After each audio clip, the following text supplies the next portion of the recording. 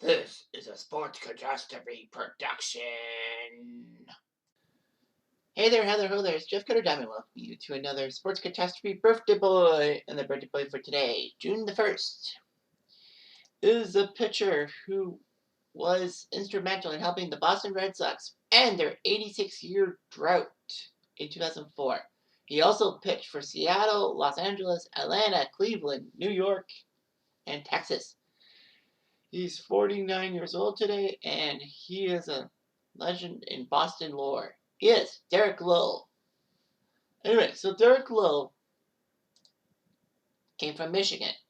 He attended to Eastern Michigan on a basketball scholarship. However, the Seattle Mariners decided to draft him in the 8th round of the 1991 MLB draft, which means he decided to take the baseball route and not go basketball. The Mariners had to wait several years for him to come up through the minors. From 1992 to 1996, he was in the minors, from single A to triple A. He finally decided to make his major league debut in April of 1997 on home turf against the Toronto Blue Jays, working in relief. He made a start against the Minnesota Twins in May of 97 and did not do so well. He was kind of middling as a Mariner, but Seattle needed some bullpen help. So they decided to trade Lowe and Jason Varitek to Boston for Heathcliff Slocum. It was considered one of the most lopsided in MLB history, but mostly because, a couple years after the trade is when Lowe and Varitek came up roses. Slocum was just terrible.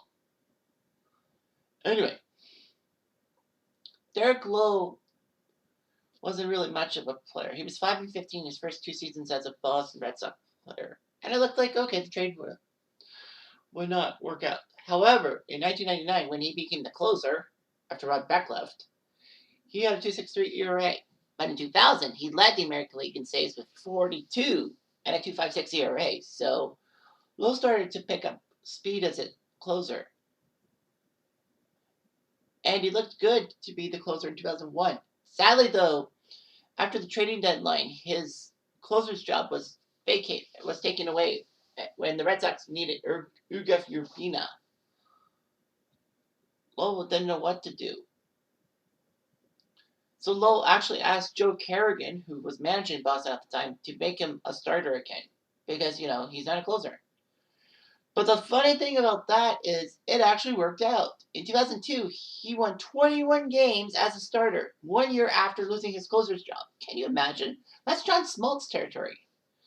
So Lowe won 21 games and took third in Cy Young behind Barry Zito and Pedro Martinez.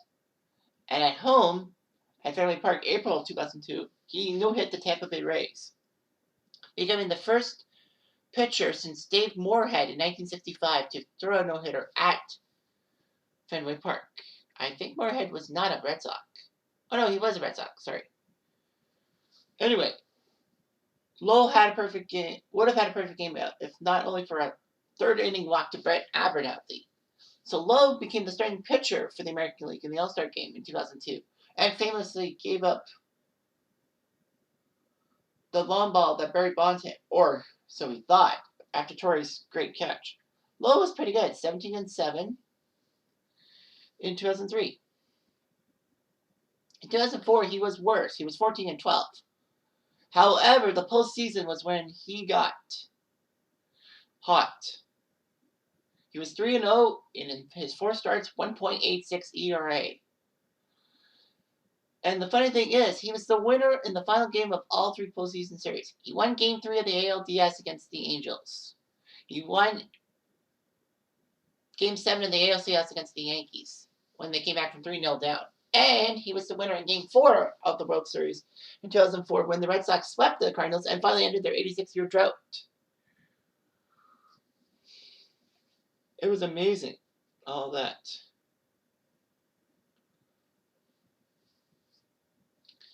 Lowe became a free agent and signed a 4-year, $36 million career deal with the Los Angeles Dodgers.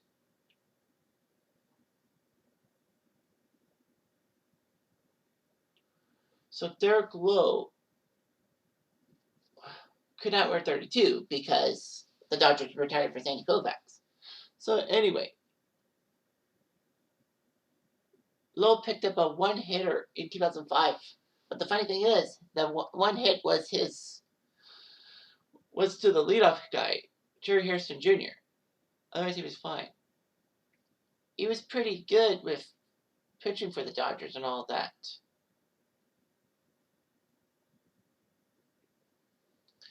And Derek Lowe credits the Dodgers when picking up Greg Maddux mid-season, saying that it had made Lowe better. Then in the offseason in 2008, he signed a 4-year, $60 million deal with the Braves. Lowe was pretty good.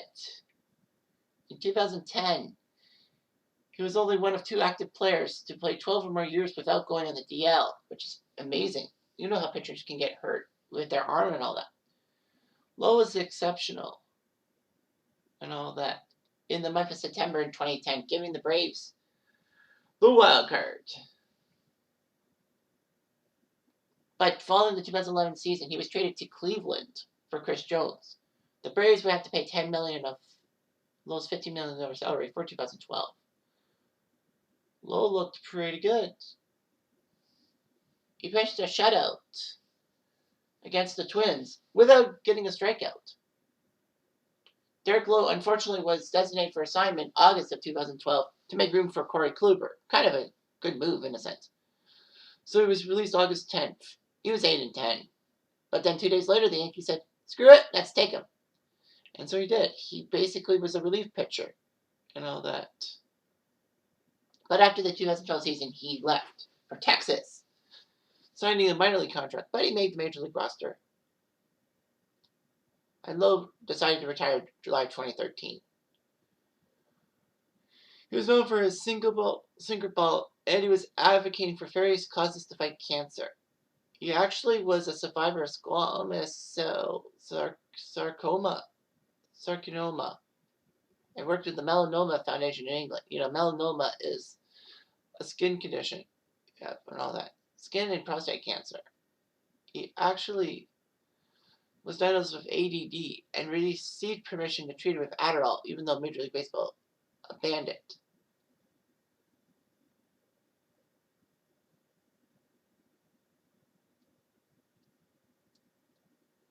The shocking thing was that Derek Lowe filed for divorce from his wife of 7 years, with whom he had 3 children, 4, Carolyn Hughes, who was a reporter for the Dodgers.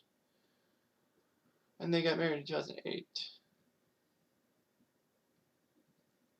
Derek Lowe was a decent guy. I mean, a guy who actually was a starter, sucked, went to the bullpen, became a closer, became one of the best Red Sox closers of all time, and then after a stupid move to get Urga Verbena, the Red Sox, he wanted to be a starter again, and he put up a 21-win season after losing his closer's role. That goes to show that you can be the best of both ends of the pitching table. Anyway, I'm Jeff Diamond, I do.